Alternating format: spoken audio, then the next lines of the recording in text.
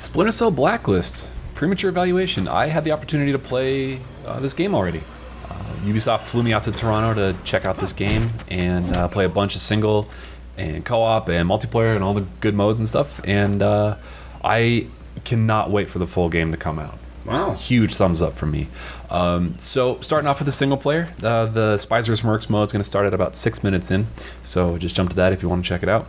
If you want to go straight to that. So the thing that really impressed me the most about this game is their ability, and every stealth game has said that they want to give people the ability to go loud and be stealthy, which is frequently bullshit. Okay. And they actually do an incredibly good job of letting you do both in this game. So pay attention to the rewards that are popping up on the bottom. I just got a $125 for a stealth knockout. Now I'm gonna screw up here in a second. This guy is gonna see me and I'm going to get, I believe, a combat knockout. And it's half the reward that I got for being stealth. So they really encourage you to go stealth by giving you more of a reward. And like later on, you'll see that they, you know, the stealth is the hardest challenge, but they do like eventually encourage you to play through the game multiple times, doing all 3 modes of play, and the third one is going to be the combat mode. So Ghost is the most challenging. Assault is what happens when they know where you are and you get that full bar and they're shooting at you and you kill somebody. And this is the campaign we're watching? This is single player. Okay. And then there's kind of a mix in the middle where you can kill people while stealth, and that's called the Panther, which is a dumb name, but that's how they classify it. So I'm redoing that same section after I died, and you'll be able to, and now you're gonna see playing it a little bit, you know, the same section quite a bit smarter. So if I wanted to shoot these guys in the head and I remain stealth, because I'm killing them, that would be the Panther reward. Okay. But if I knock them out without killing them, That's Ghost? that's Ghost. Okay. So it's this 3-tier system where you can really, and you know, like every stealth game, they say you can play how you want, but stealth is usually the only way. So I'm thinking like Metal Gear 4. Yeah. Stealth was like the real way to play that game. That game was not designed to be an action game. And then like Conviction, that was pretty much an action game.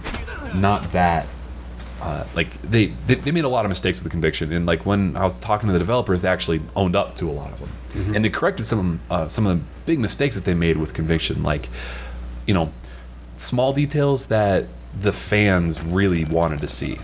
Like at the very beginning of the video, you saw me hiding a body. Yeah. That wasn't in Conviction. They took that out for some insane reason. Yeah, that seems like... That seems like the first thing in any stealth game, Yeah. right? Yeah, Right. you kill somebody, you knock them out. Put them in a locker. You put them in a locker.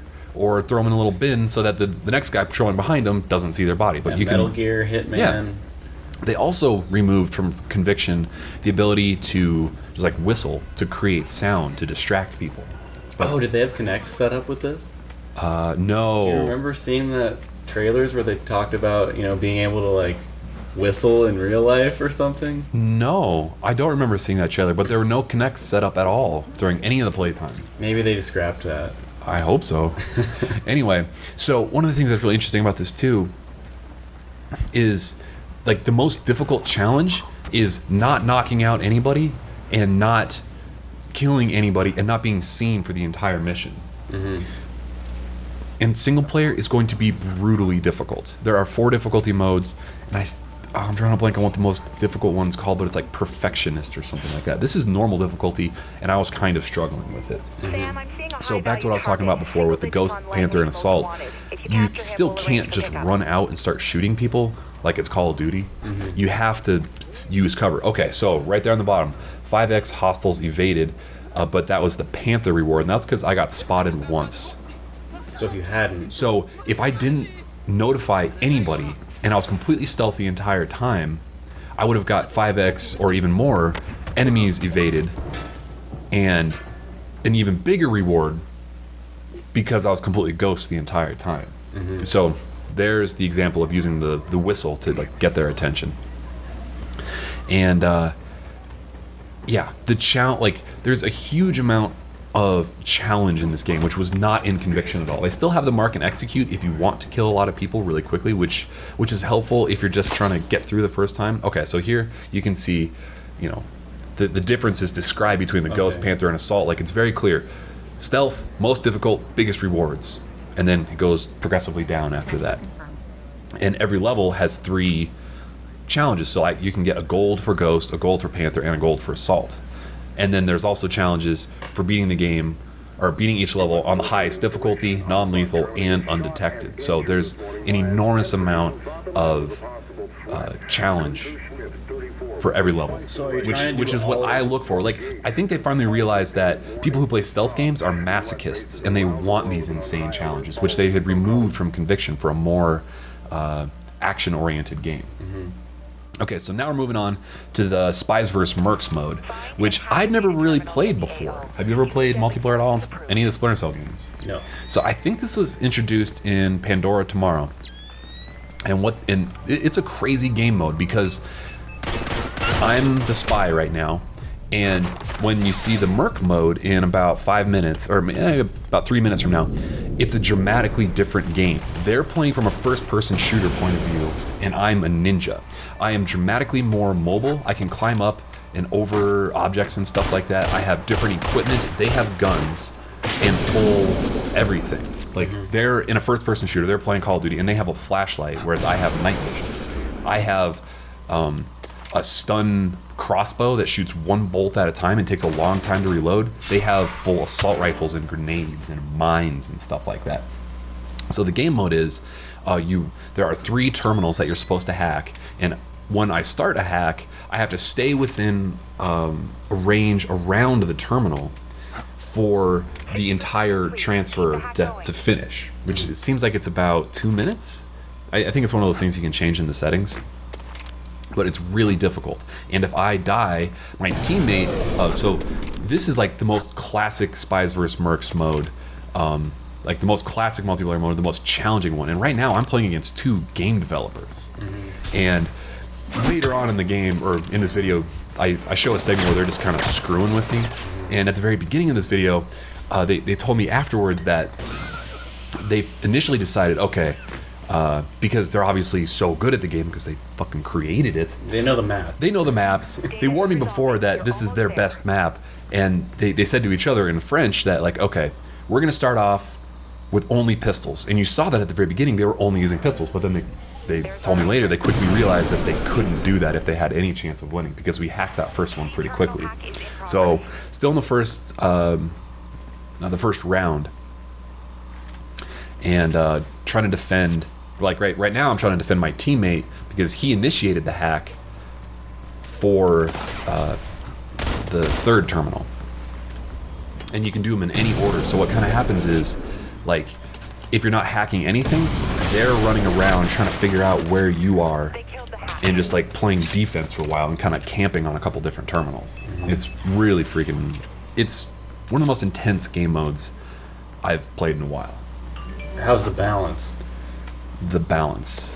Oh, well, that's just one of those things that's going to kind of evolve over time, because so they have a huge amount of range and very powerful weapons. So, like, I have very limited range, but I'm very maneuverable. Like, they can't climb up a wall like that. They have to find a specific ladder. They can't just climb up girders and stuff. They can hop down.